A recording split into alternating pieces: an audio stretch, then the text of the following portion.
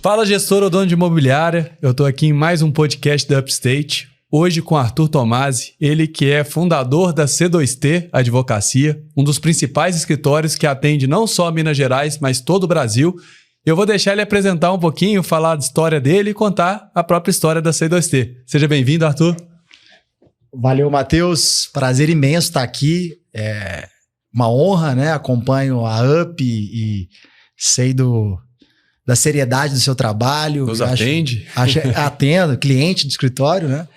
E, enfim, vamos bater um papo sobre esse assunto tão atormentador, né? Que é a reforma tributária e espero que eu possa contribuir aí para ajudar um pouco a esclarecer essas dúvidas que surgem. Legal, a gente escolheu esse assunto no momento oportuno, que é o momento da DIMOB ali, na declaração anual, e no ano que começa essa mudança, Eu queria até, antes de falar isso, na verdade, que você contasse a história da C2T e explicasse sobre a reforma tributária. O que você já estudou sobre, o que você tem uma visão geral para o pessoal entender. E a partir dali a gente entra nesse tópico e entra nos detalhes. Pode ser? Legal. Sobre o escritório, a gente nasceu no mercado imobiliário, né? Nós temos mais de 10 anos de atuação dos sócios nesse mercado, especificamente com administração de locação e intermediação de venda. Então, o ambiente da corretagem, da gestão de imobiliária é o nosso ambiente, sempre foco foi. Imobiliário. Isso, sempre dentro do ambiente do intermediador, né? Seja da locação, seja da venda. Então, o escritório se estrutura para atender as diversas frentes que essas imobiliárias precisam, né? Nós estamos falando aqui de consultivo, ou seja, o dia a dia das imobiliárias. A gente sabe que surgem muitas dúvidas, muitas questões, posicionamento perante proprietário, perante inquilinos, e ao mesmo tempo postura na venda, análise de risco de eventuais negócios imobiliários. Então surge assim. E depois o escritório evolui com outras áreas para atendimento de construtoras, incorporadoras, e agora, né, no momento super oportuno, com um braço dentro do direito societário, pensando justamente na gestão do patrimônio imobiliário, tanto no aspecto tributário como societário, até para conseguir ajudar as imobiliárias e os proprietários que também se transformam nossos clientes, né? Hoje, boa parte da carteira do nosso escritório atende clientes, investidores do mercado imobiliário. E esses investidores, eles vêm direto das imobiliárias ou eles procuram vocês diretamente? Hoje acontece de uma forma muito orgânica essa procura. Ainda bem, o escritório começou a ter uma proporção grande, uma visibilidade maior, mas a partir dos contatos com as imobiliárias é que surge essa aproximação com esses clientes. Então, a parceria é saudável, né, com essas empresas que a gente gosta muito. Nós somos defensores das imobiliárias e apostamos muito no profissionalismo desse mercado, que precisa acontecer cada vez mais. Com certeza. Tá? E dentro disso, temos então um ecossistema com uma advocacia desconectada dessa velha advocacia tradicional, que pensa menos no negócio e mais nos riscos paralisantes, né, do empreendedorismo. A gente sabe que muitas vezes uma coisa não se conecta com a outra. A nossa postura é uma postura de alerta, de cautela, sim, mas de empoderamento, de entender que alguns riscos precisam ser tomados, que os negócios precisam evoluir, que a inovação precisa alcançar o campo jurídico, né? E é nessa toada que a gente vem conquistando e crescendo e ajudando a transformar esse mercado imobiliário. Pô, bacana, legal. E você agora, com essa mudança da reforma tributária, provavelmente está sendo impactado também pela demanda de locadores, demanda de imobiliários e, né, de grandes grupos econômicos que talvez façam investimento em imóvel também. Como tem sido isso para você? Você que estuda sobre, você que está se especializando, hoje você já faz esse atendimento das imobiliárias sobre esse assunto? Esse é um assunto inafastável, né? A gente brinca que o advogado tributarista é super experiente. Claro, né? Ele ainda tem a sua experiência, mas agora está todo mundo no mesmo nível. Tamanha mudança que a reforma tributária trouxe. E mais um detalhe, não é mais papo de advogado tributarista. A gente tem uma mudança sistêmica tão fundamental que envolve conhecimentos prévios e básicos para todo mundo que negocia, né? No mercado imobiliário, por exemplo, mas no mercado em geral. Essa mudança tão significativa da reforma tributária impõe que a gente trabalhe com isso, que a gente estude isso. E é um mundo, né? Dentro da reforma tributária, a gente tem uma afetação no setor de incorporação, da construção civil, da locação, da compra e venda, da própria intermediação. Então, é muito amplo o impacto no mercado imobiliário, e quem está dentro desse mercado, se não se preocupar com isso, está fora do jogo, né? Tá fora do jogo.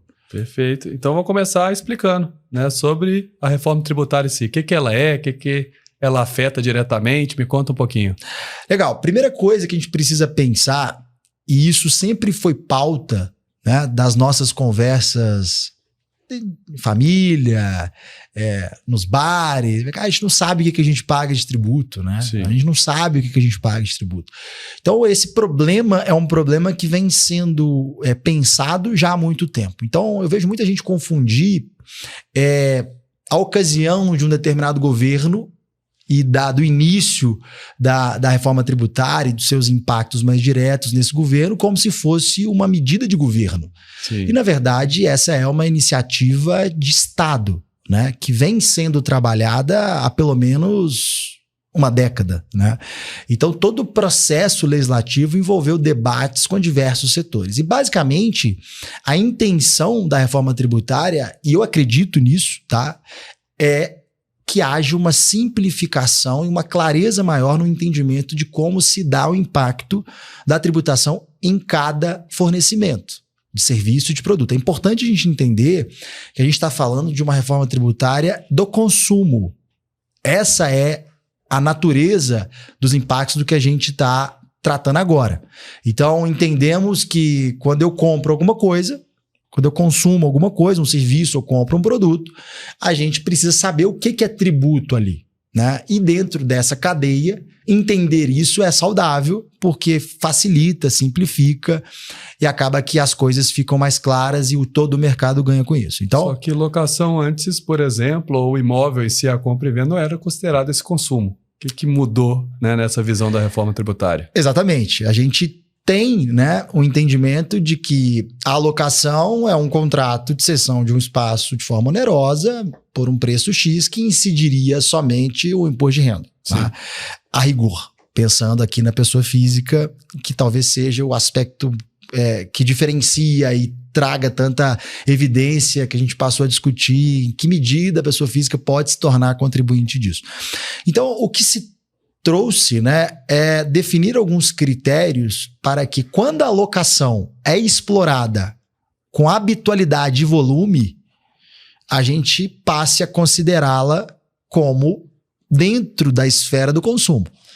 Então, se eu sou alguém que aluga determinados imóveis, uso isso de uma atividade econômica, a depender da minha situação, e o critério precisava ser definido, um critério precisa ser objetivo, Sim. A gente vai ter que tributar, porque isso é entendido como atividade econômica tributável, ou seja, consumo, vai incidir a carga tributária. Então, esse é o primeiro grande impacto. Agora, quando a gente pensa em empresas que já exerciam essa atividade, locando imóveis próprios, elas já pagavam tributo, sim, né? Como holding ali. Então, a primeira ideia é essa que a gente precisa entender. Olha, estamos falando de uma reforma do consumo, estamos falando de uma medida estrutural e estamos falando de uma especificidade ou de um tratamento diferenciado para o mercado imobiliário.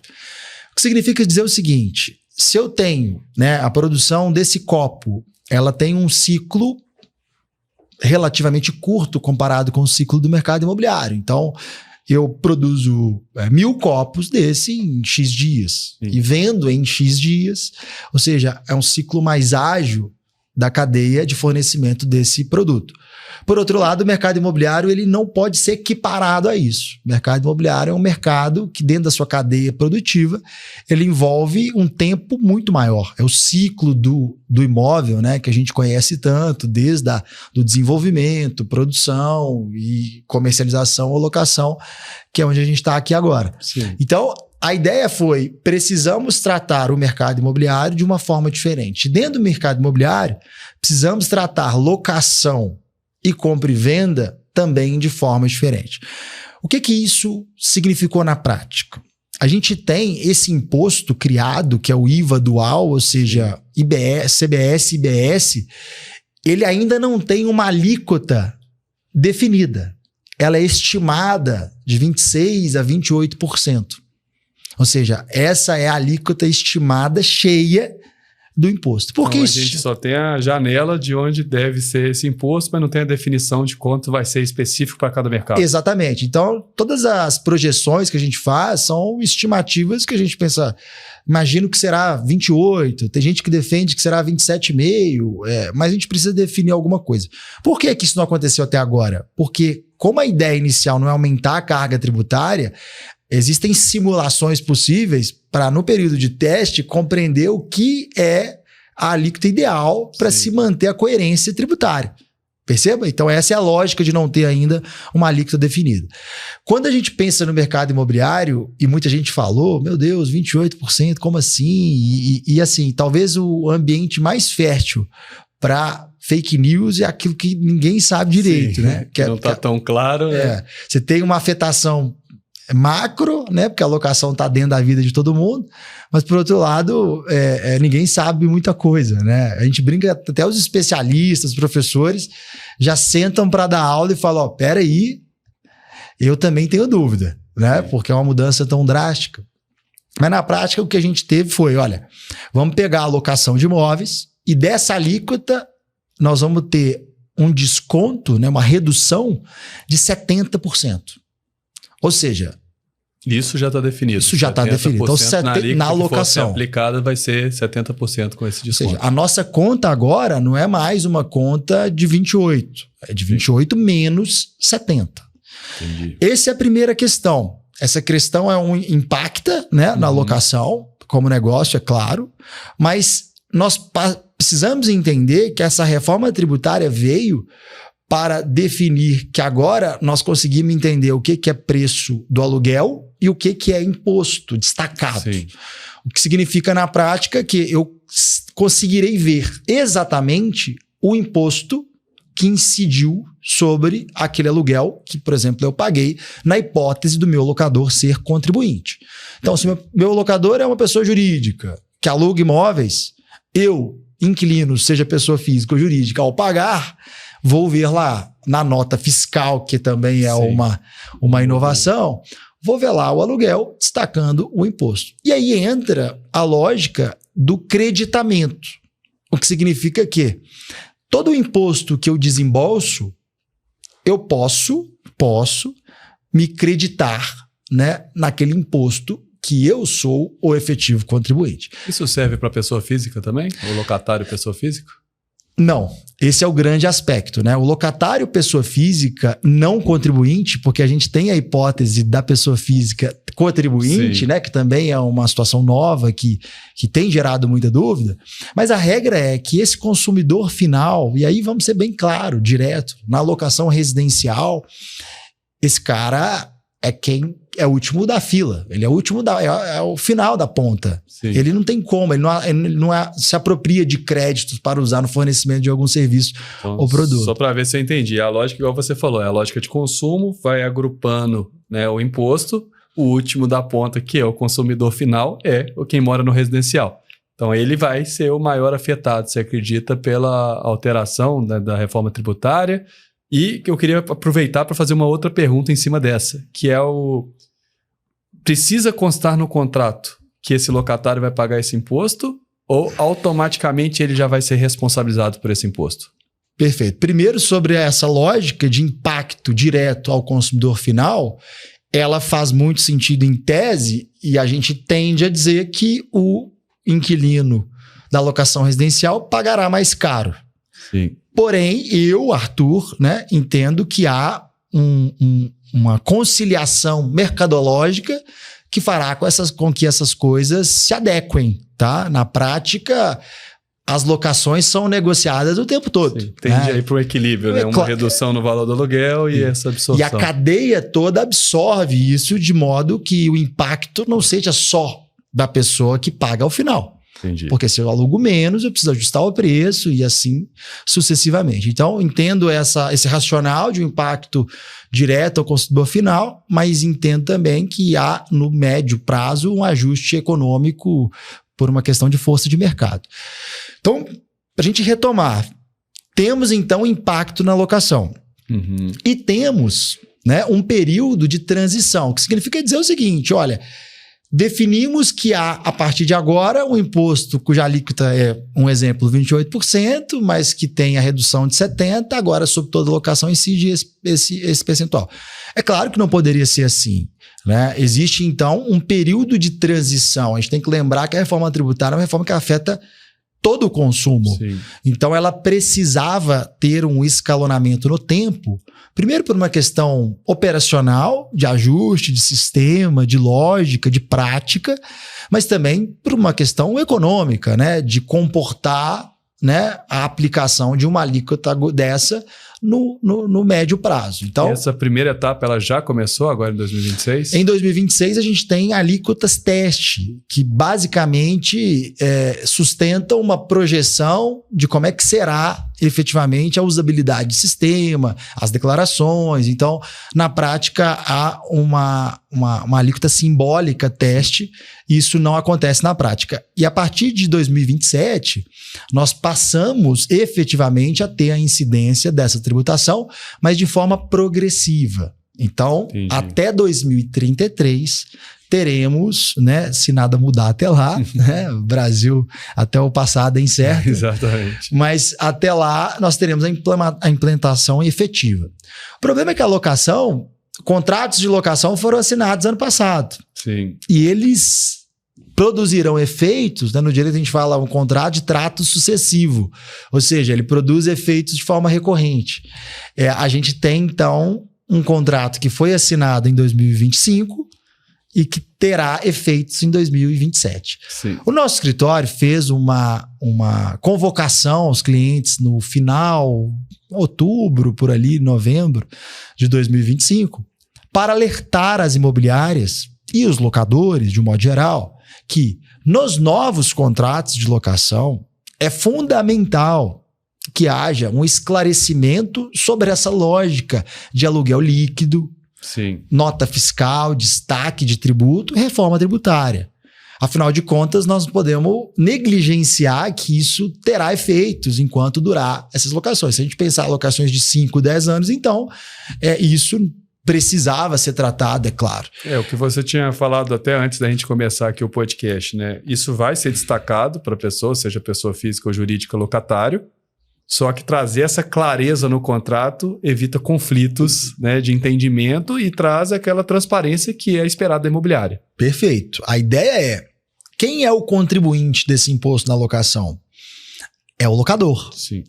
Porém, existe no direito tributário uma lógica de que o responsável pelo desembolso não necessariamente é o contribuinte. Há um deslocamento, muitas vezes, dessa responsabilidade financeira de pagar.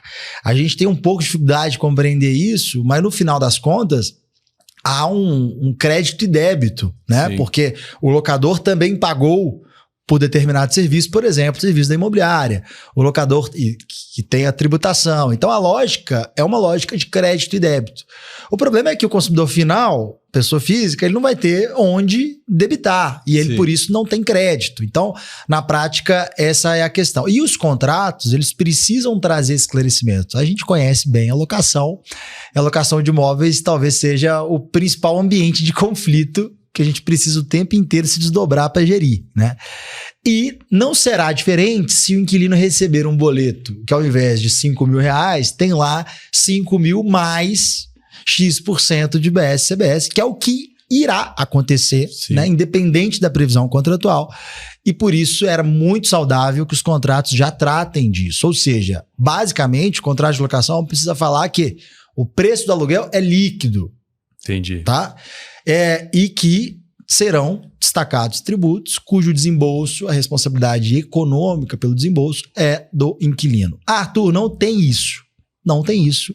É assim que acontecerá também. Meu inquilino não quer pagar. Ele não tem que querer pagar, porque a lógica tributária é essa. Então, a partir de agora, se o aluguel é previsto em 5 mil, a receita tributa com base em 5 mil. E quem paga, pela lógica desse novo sistema, é quem consome. Porque o objetivo é justamente destacar e trazer clareza em relação ao que está sendo pago. Exatamente. Então, é muito saudável que o contrato de locação tenha essa previsão. Eu tenho visto imobiliárias alheias a isso. Então, muitas vezes, advogando como proprietário, eu percebo que isso... E não tem problema colocar isso na mesa de negociação, né, Matheus? Cara, tem um custo que no final eu vou ter que desembolsar como inquilino. Quando a gente fala de uma negociação com inquilinos, empresas, menos preocupante, porque geralmente eles, por serem contribuintes, vão poder usar esse crédito para debitar lá do que pagaram, do que tem que pagar.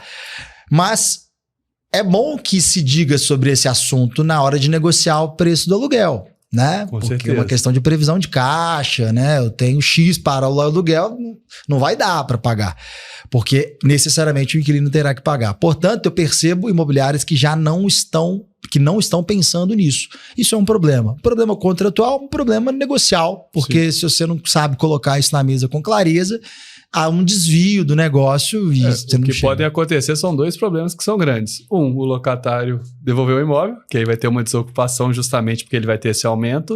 O segundo, uma negociação muito forte, só que sem respaldo em contrato quando tiver um reajuste ou a renovação do contrato. Então é negativo se não tiver isso destacado em contrato de duas formas. Isso. E pensando pré-contrato agora, para quem está assinando agora, né? Esse impacto, como não está sendo percebido diretamente, matematicamente, aí ele também precisa ser tratado na ponta. Eu não posso deixar de considerar que já aconteceu isso outras vezes, quando alguma legislação tributária impacta os negócios de uma forma muito direta, negócios já existentes, existe uma tendência de judicialização. Então, o contencioso tributário, o processo judicial, ele também pode ser algo ventilado pelo inquilino maior ou inquilino que seja... E o que é um fator de problema, né? A gente tem um escritório de advocacia que vive de contencioso e é o pior lugar do mundo para estar. Então, é um problema absurdo, estrutural, um judiciário que de fato não funciona. Então, esse tema também pode ser colocado em questão. Se você tem a previsão contratual, o problema está muito equacionado porque você tem diretrizes claras do que foi tratado lá atrás. Então, esse é um ponto importante. E também é assim no contrato de administração, né? O contrato de administração também é um serviço prestado. Também é preciso que haja uma clareza sobre a base de cálculo da sua administração. Sim. Então, isso também é muito saudável que se coloque nesse contrato. Vai ser a mesma situação, né? Vai ter a incidência do IBS e do CBS, pode ser repassado para o locador se se for livremente pactuado ou pela lei também? Na verdade, essa expressão repasse, ela funciona, mas na verdade...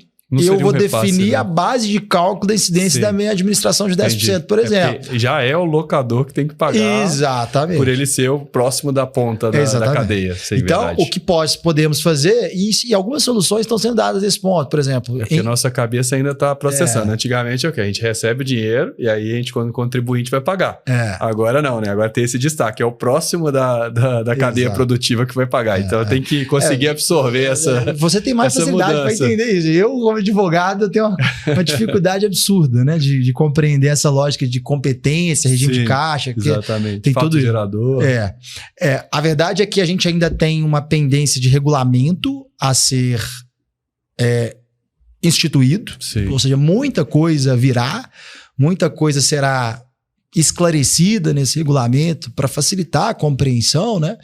Mas a verdade, o que nós temos é isso. Então, do ponto de vista contratual, existem coisas a se fazer. Outro ponto contratual importante é que se a gente não tem condições de saber se aquela pessoa física, nosso cliente, locador, é contribuinte ou não, porque existe um critério de número de imóveis e receita que a gente não conhece, eu preciso declarar no contrato, ou fazer com que ele declare que ele está ciente das novas regras.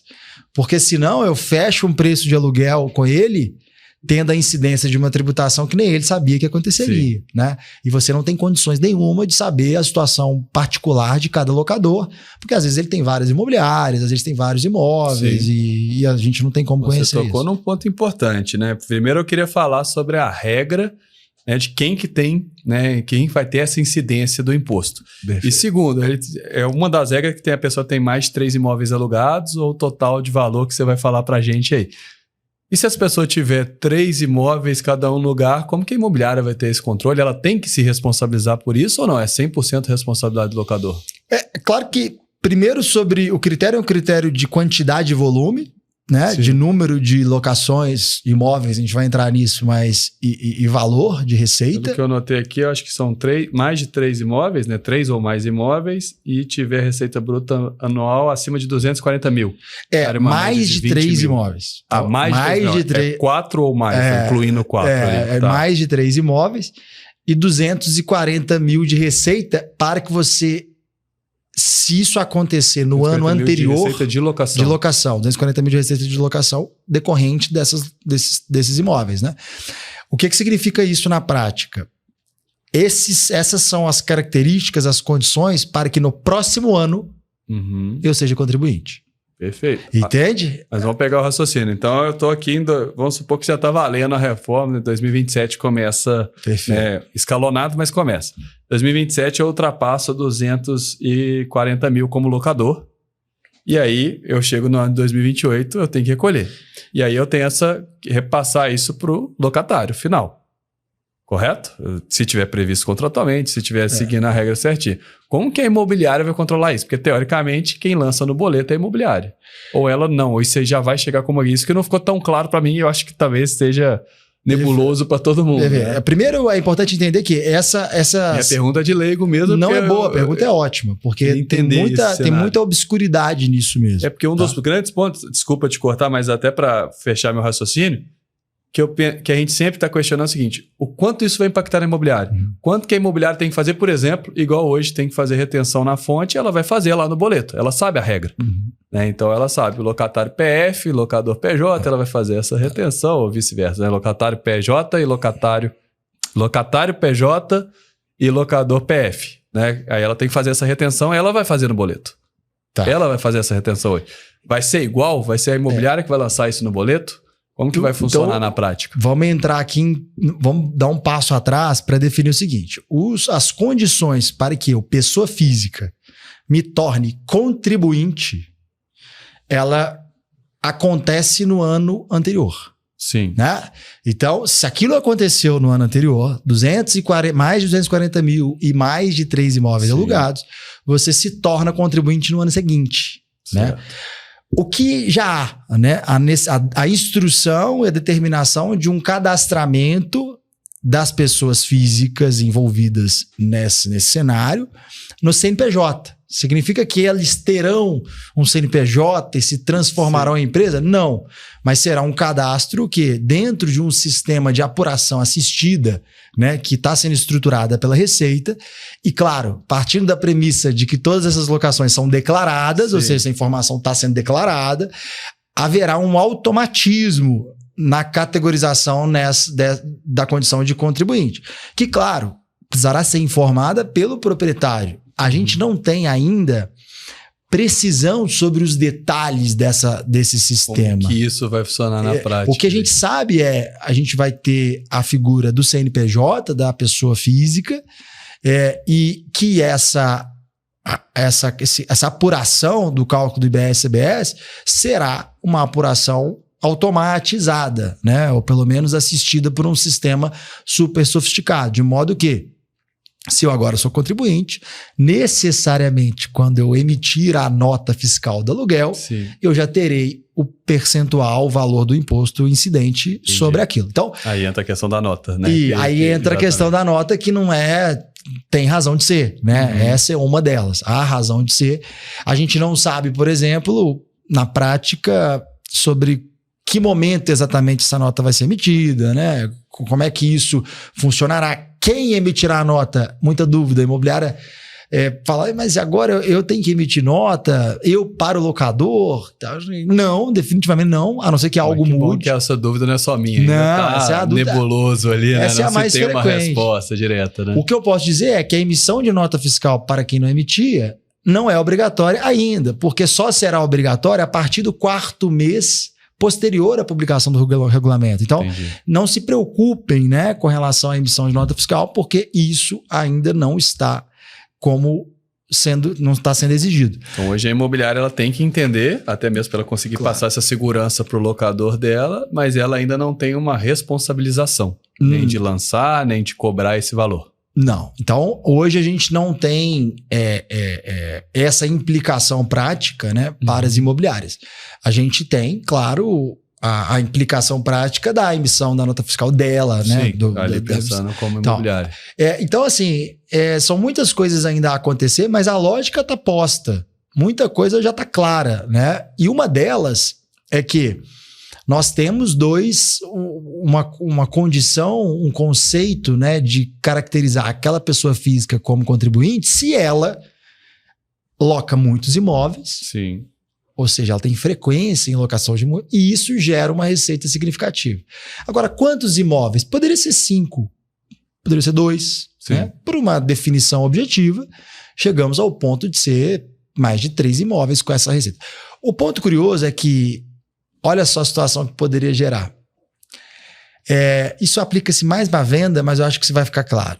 Se eu tenho essa condição sendo implementada nesse ano para valer no ano que vem, eu poderia dizer, então, eu vou gerar toda a receita de aluguel nesse ano. Sim. E ano que vem eu vou ser contribuinte, mas não gero nada. Uhum. E aí surge, então, o impacto de se você no mesmo ano tiver uma receita de aluguel de mais de 288 mil, 20%, né? Sim. Você já é contribuinte nesse mesmo ano. Entendi. Então, uma forma de contornar uma possível fraude, né? Sim. Um possível planejamento ali para esvaziar o tributo. Então, isso acontece e surge a seguinte dúvida. O texto da legislação não é claro, mas na hipótese de eu ter uma receita superior a 288 mil, eu ainda preciso ter mais de 3 imóveis? Se um soma ao outro ou se são separados? É um requisito cumulativo mesmo na ocasião de no mesmo ano eu ter 288 mil? E aí me parece, e isso é a dúvida que surgiu, né? Eu defendo categoricamente que por uma questão lógica e sistêmica, um requisito não basta, não foi isso que a legislação quis trazer, não é porque o sujeito tem um imóvel e aluga por 300 mil que significa que ele é uma pessoa que exerce atividade, né? Então não faz sentido, mas o texto é um texto ruim. Eu entendi a lógica, né? Não quer dizer que eu tenha um imóvel que é de grande valor, que eu sou um investidor que estou comprando, alugando. Às vezes eu tenho um que eu herdei e estou lidando com ele. Mas quando eu somo as duas, eu tenho mais de 3 imóveis. E essa renda me soma o total que você considera que deveria ser considerado. Isso. A gente tem uma lógica posta que a gente precisa interpretar sistematicamente a ideia, né? Mas o que já se fala é que o governo, né, de um modo geral, tende a manter esses 288 mil como um critério único. Está tendo um debate sobre isso, mas a maioria, né, dos idealizadores, pessoas que trabalharam na reforma, ou seja, um caminhão de juristas e auditores fiscais, acabam defendendo em alguma medida que tem que manter um sistema lógico e então manter os 2 critérios. Mas essa é uma questão que está posta. Por outro lado, a pessoa jurídica, Matheus, ela é contribuinte. Ponto final. Sim. Ela existe para exercer uma atividade econômica. Ela é contribuinte, então, ponto final. Qualquer hipótese de ser pessoa jurídica já está considerando. A gente tem essa variação dos mais de 3 imóveis e o valor total é para a pessoa física que a gente estava falando. A gente está falando... Fica bem claro para quem está escutando. Perfeito. Para a pessoa física. Então, essa o jurídico, então, ele sempre vai estar, né, nessa condição de contribuinte? Sim, o jurídico sempre estará, a não ser que em hipóteses específicas, a gente tem lá, imagina, a SCP, uma figura societária específica que o regime é diferente, ou o próprio Simples, né, torna-se opcional. Sim. Então, assim, a gente tem algumas situações em que variam, mas a regra é que a pessoa jurídica é contribuinte do imposto. Entendi. O que significa dizer que, então, essas pessoas já estão no radar claramente e as pessoas físicas precisam se planejar. Elas precisam ter um planejamento claro para entender qual que é a forma mais eficiente de trabalhar com esse patrimônio imobiliário. E não existe regra coletiva que sirva para todo mundo, né? O que eu enxergo aí é a minha visão, né? Trazendo uma visão, igual mais uma vez falando, sou leigo no assunto, não sou advogado, não tenho essa especialização, mas eu entendo o seguinte, que ela vai profissionalizar, exigir uma profissionalização de quem tem mais imóveis e recebe um valor maior, justamente por essa força, né, da pessoa física com essas condições, ter que se enquadrar, que vai ser mais oneroso caso ele não faça isso, porque continua tendo um imposto de renda, né? A gente tem que lembrar disso, né? Não quer dizer que vai ter CBS e IBS que vai deixar de ter o imposto de renda. Então, uma pessoa que tem mais de 3 imóveis, fatura mais de 240 mil com locação, ele vai ser extremamente agravado quando a gente fala de imposto. Então, vai ter essa profissionalização de caminhar para ser, talvez, uma empresa ou ter uma holding. Eu não sei como que vai funcionar na prática, mas eu acredito nisso. Só que, de outro lado, eu vejo como benéfico para aquele que é o pequeno locador. Porque o pequeno locador que tem um imóvel, né, 2 imóveis, ele tem o benefício agravado que não está diretamente relacionado à reforma, que é agora a isenção até R$5.000.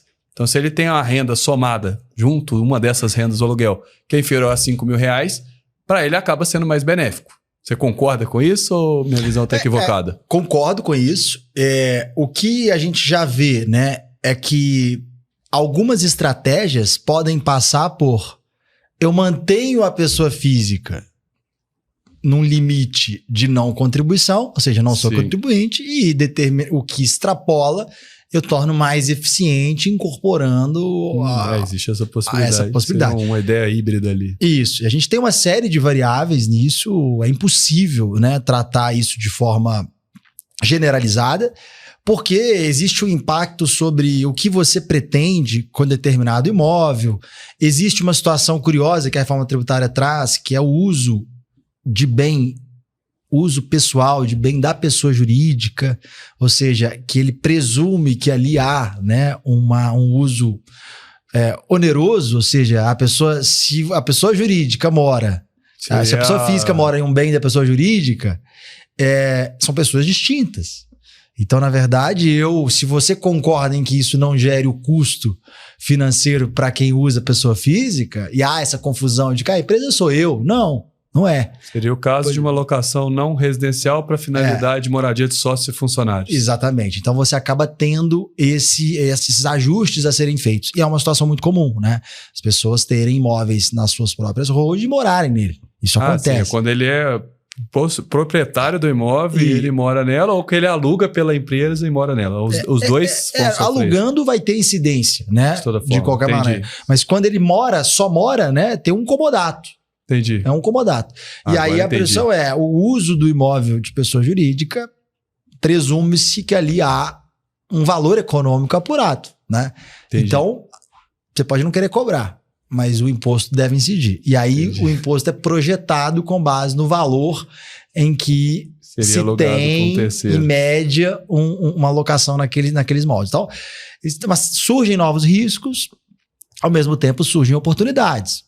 E aqui a gente tem que, muitas vezes, repensar até modelo de negócio da locação, que é o que eu já começo a discutir, né? Se o locador acaba sendo pessoa jurídica contribuinte, né? Ou pessoa física contribuinte, se ele tem a possibilidade de creditar naquilo em que ele consome, então se ele paga a imobiliária, ele credita, a gente também tem, né, a possibilidade de deduzir da base de cálculo do imposto aquilo que é necessário para o uso do imóvel, né? Então, a gente tem ali situações em que é possível deduzir da base de cálculo e você acaba usando uma ferramenta para gerar menos custo tributário. Então, existem algumas saídas. Outra questão do creditamento é a questão de manutenção do imóvel. Então, hoje quem paga é o inquilino, em regra, a não ser questões estruturais que o locador assume por uma questão legal. Ocultos. Estruturas, eu preciso fazer ali uma obra, trocar, imagina, um telhado de um galpão que ficou obsoleto e tal. Não vai poder fazer com qualquer pessoa, né? Ele vai precisar fazer com alguém regular. Que ele tem um benefício. Porque ele vai exigir que seja emitida uma nota fiscal para conseguir se apropriar do crédito daquilo que ele pagou. Então, significa dizer que há a necessidade de uma gestão profissional dessa locação, dessa propriedade. E as imobiliárias vão precisar atender a essa demanda que será uma demanda dos proprietários. Não adianta a imobiliária ter 10 prestadores de serviço que fazem um orçamento numa caneta, um papel de caderno, que né? Acontece mais que você imagina. Faço ideia, né? Eu vivo isso o dia inteiro. Dificuldade até de você ajuizar uma ação por causa disso. Não dá. Então, na prática, a gente tem algumas necessidades que as imobiliárias vão ter que suportar.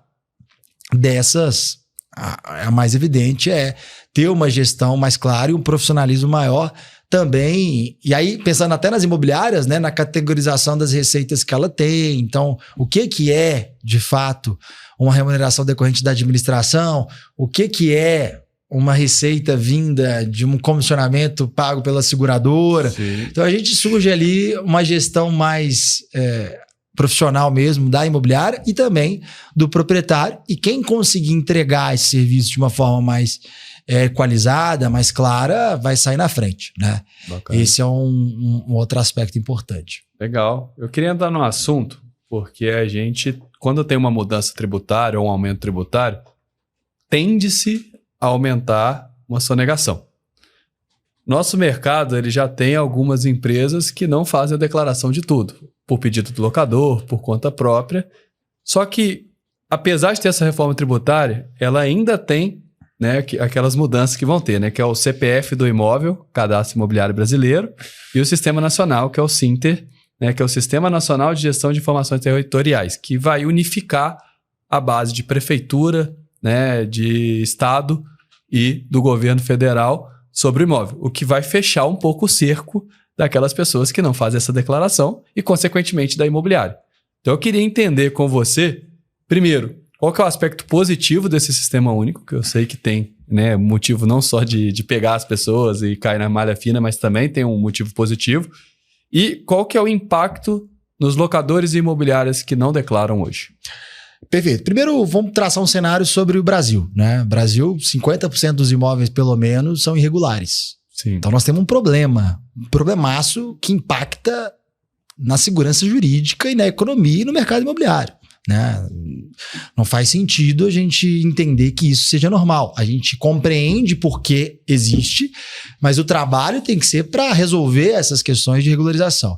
Um desses problemas que decorre disso, né, é uma descentralização de o que são esses imóveis, né? Então, a prefeitura muitas vezes tenha concentrado ali as informações mais atualizadas sobre o imóvel. O cartório de registro de imóveis está desatualizado, porque nem tudo que está no cartório é o que existe efetivamente, aquela construção não averbada, aquele ocupante que não está lá na matrícula como proprietário. Então, a tendência, o que se quer, o que se espera, né, é que haja uma informação fiel ao que existe. Esse é o mundo ideal.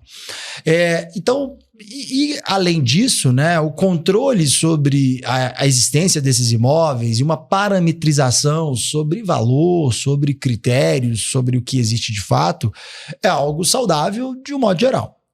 Nesse contexto atual, né, surge o Cadastro Imobiliário Brasileiro como uma ferramenta que também será claramente usada para o cruzamento de informações na medida em que são colaboradores desse sistema e desse cadastro, prefeitura, cartórios, e esses órgãos acabam informando, né, tudo que tem a respeito de pessoas e imóveis, de modo que se cria um cadastro cada vez mais fiel. Cada vez mais fiel, porque, obviamente, esse cadastro não estará completo tão cedo, né?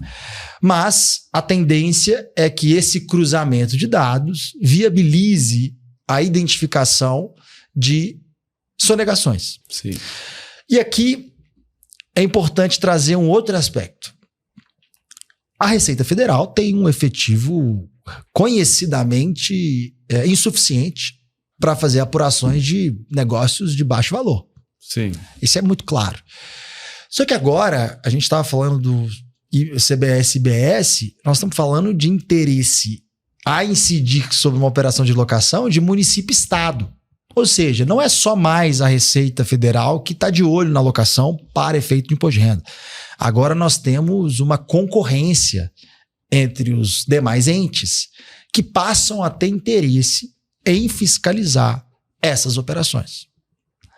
O que significa dizer que a mudança de sistema dessa estrutura viabiliza que mais pessoas estejam interessadas em gerar essa fiscalização, que por si só aumenta o risco. E você tem mais informação centralizada, mais facilidade de localizar essa informação e mais órgãos ou governos interessados em localizar isso. Exatamente. Então, tudo isso nos traz, porque um contexto de risco aumentado, especialmente um mercado que é totalmente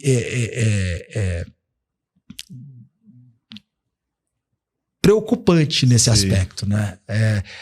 É impossível você considerar normal que uma imobiliária tenha 70%, 80% dos seus contratos administrados em locação por fora e achar que tem que arrumar uma forma de continuar assim. Sim. Na verdade, ela tem que arrumar uma forma de ou de fazer outra coisa, né? Ou de consertar aquilo que é uma distorção absurda, né? No seu modelo de negócio. Talvez seja o timing para ela procurar o locador, explicar o que está acontecendo e conseguir regularizar isso, né? Sem dúvida. Mitigar esse risco, porque o negócio fica num risco muito grande. Os argumentos não faltam, né? Agora. E há sim a necessidade de consertar as coisas. Portanto, aquilo que era tratado a toque de caixa, ou que a gente não queria nem olhar, vamos deixar assim mesmo, né? Existe aquela ideia, o sujeito vai, visita o imóvel e fala, custa 6 mil o aluguel, mas e se eu pagar um ano adiantado e não declarar? Né? É aquela coisa. Não, assim eu topo, né? Com a Selic nessas alturas, mas não pode declarar não, né? O que ninguém nunca... E aí as imobiliárias muitas vezes perguntam, como é que eu me exonero dessa responsabilidade, me isento? Eu vou pegar uma autorização do proprietário dizendo que eu alertei. Peraí, você participou da fraude. E ela tem a responsabilidade. Junto de imóvel, a nota fiscal dela mesmo contra o locador. Não há documento que resolva isso. A sua responsabilidade ela já está caracterizada. Pelo contrário, ela está ainda criando um documento contra ela. Aquele problema de cometer a fraude e escrever no documento assim, fraude, né? Exatamente. Esse é o grande ponto. Então, essa consciência precisa existir. A verdade é que o mercado imobiliário, o mercado de locação de imóveis passa por uma oportunidade e talvez um marco definidor de quem seguirá e quem não seguirá de profissionalização. E passa por isso, né, por evitar ou tratar isso como algo que não é mais possível, né? E conversar nessa linha com proprietários. Eu gosto sempre... Pode concluir, desculpa. Não, só para dizer que eu acho que as imobiliárias percebem mal o que os proprietários acham disso. A gente sabe que o valor do serviço profissional, muitas vezes ele não é falado na conversa. Sim. Você faz por fora e você diz não. E você acha que você desagradou o proprietário, quando na verdade, na hora que ele vira as costas, ele fala, essa imobiliária é profissional. Né? E era exatamente o que eu ia falar. Acontece muitas vezes a imobiliária lá, ela não faz essa declaração que ela deveria fazer, porque o locador pediu e ele não quer pagar imposto. Só que esse locador, a soma dele das receitas é abaixo do valor do imposto de renda. Então ele tem uma alocação de R$1.000, ele está sonegando por qual motivo? É aquela pergunta que você faz. E às vezes é falta de conhecimento da imobiliária para alertar ele. Sim. Pode simplesmente falar, olha, você poderia estar declarando, você estaria regular e ainda você ter a isenção, né, dentro da tabela do imposto de renda. E muitas vezes a imobiliária faz isso. Então ela sonega, né, sem ter esse interesse porque ela não declara a taxa de administração, porque o locador pediu, só que o locador é isento do imposto de renda. Isso falando antes da reforma tributária, mas agora também. Então é uma questão que é de conhecimento mesmo. E esse profissionalismo, se ela passasse essa orientação para o locador, talvez ela ganhasse a confiança dele para continuar mais tempo administrando o imóvel. Sem dúvida. Essa confiança é conquistada nesses momentos, né? Assim, se a imobiliária faz o que o proprietário quer, né? Inclusive ilegalidades, esse cara percebe a imobiliária desse jeito, né? E isso no médio e longo prazo não sustenta como uma empresa saudável, séria. E aqui nós temos uma oportunidade, porque se a gente passa a ter um risco cada vez maior da sonegação no aluguel, por esses motivos, cadastro imobiliário brasileiro, interesse concorrente de município, estado e União, em apurar e fiscalizar o que não existia antes, né? A gente passa a ter um argumento muito importante para as imobiliárias conseguirem captar mais imóveis. Porque na nossa prática, é claro que a locação direta, que é a grande concorrente das imobiliárias, não é a próxima imobiliária, não é a imobiliária vizinha, é a locação direta, ela muitas vezes é estimulada pela sonegação. Então, o proprietário aluga direto para sonegar, porque vê a imobiliária como entrave na intenção de sonegar. Se ele não pode mais sonegar, ele terá que procurar o imobiliário. Sim. Então, propagar essa informação é uma estratégia que as imobiliárias precisam usar. Ou seja, a reforma tributária traz também oportunidades. Essa é uma delas. É uma ocasião importantíssima de mostrar com conhecimento, com clareza, com verdade, que é momento de profissionalizar e, com isso, trazer novos negócios. Né? Legal. E tem algo que você até fez, né, com o seu escritório, que é algumas grandes imobiliárias buscando os principais locadores, chamando para ensinar sobre a reforma tributária, falando dessa parte da tributação. Conta um pouquinho, dá essa dica para as imobiliárias, que eu acho que todo mundo deveria fazer. Obviamente, né, com um escritório, com alguém que entende do assunto, para não passar informação errada. É legal isso, porque eu sou imobiliária, tenho que assumir diversas expertises como imobiliária e agora virei também consultora tributária do proprietário. Você não deve fazer isso. Você não pode fazer isso e não deve fazer isso. Até porque não tem conhecimento total para isso. Então, assim, mas o que eu posso fazer? Né? Porque se você não está falando com o seu cliente sobre a reforma tributária, alguém está. Alguma imobiliária está. Né? Porque isso já é entendido como um valor a ser prestado pela imobiliária. E como que eu comunico isso? Com quem eu comunico? A gente estava falando agora há pouco que proprietários contribuintes com 1 ou 2 imóveis, eles não importam para a reforma tributária. Nada mudou na vida dessas pessoas, que é a grande maioria. Né? Então esse é o grande ponto. Em número de pessoas, é a grande maioria. Então, a gente precisa primeiro definir com quem a gente deve conversar sobre a reforma tributária e depois criar uma estratégia inteligente e cautelosa para conversar. Então, o que eu tenho sugerido vamos convidar os proprietários para tratar sobre a reforma tributária com informação de qualidade. Porque essa dúvida, ela é uma dúvida de todo mundo. Os proprietários estão preocupados, eles não compreendem, eles não entendem. A gente precisa trazer essa informação de forma qualitativa, né? E não colocar um ouvido de trio elétrico para o cara sair mais preocupado ainda. Então, entender, explicar, e ocasiões como essa aproximam os clientes das imobiliárias com qualidade. A imobiliária se transforma num hub que possibilita, com parcerias, que esses proprietários individualmente saiam dali com orientações estruturadas, qualificadas para fazerem a gestão do seu patrimônio. E verão na imobiliária, que tem bons parceiros, que pode contar com ela. Né? Então a imobiliária não se compromete, vou entregar um planejamento tributário, mas por outro lado ela entrega possibilidades, e então a gente fez isso 2 ou 3 vezes, e com alguns outros. Os clientes têm buscado muito, né, essa demanda de palestra, de workshop, de eventos, para a gente conversar com os proprietários específicos para conversar sobre esse assunto.